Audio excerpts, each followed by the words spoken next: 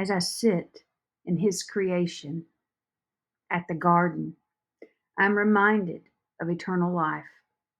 This is not our home. We're merely passing through, but for a breath at a time. We never know when that breath will cease, when we'll be called home to Jesus.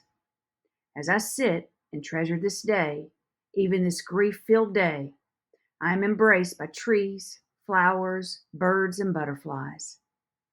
Subtle reminders of precious life few stop to notice in the busyness of the day.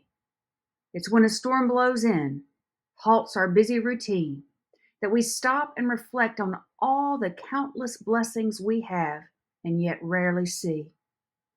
Grief has a way of opening your eyes to what is important and closing them to what is not.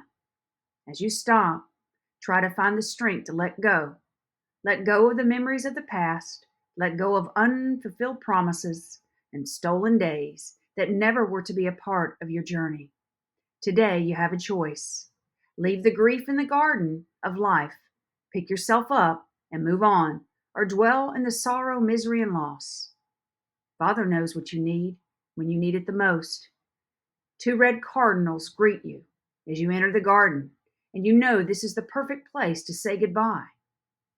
Goodbye until you see your loved one again on streets lined with gold and peace that surpasses all understanding. You ask Father to take it, the sorrow, the weight of the grief, and help you as you rise up from yet another bench of loss, only to step into a fullness of life that you know is waiting. It's on the other side of the grief. Get up, start stepping, and let them go. It's in the release that true peace lies. Let it all go until you meet again. As you start and get up and start your journey out of the garden and home, you see a turtle, and you realize we all have our own race to run. We cannot control the path we take, the time spent, the pit stops along the way, or the eventual end that faces us all. All we can control is how we run our own race. Embrace the race. Ensure you finish well, and you both will ultimately meet at the finish line, the pearly gates. Your loved one finished their race first. That does not mean you can quit now. You've never quit on anything.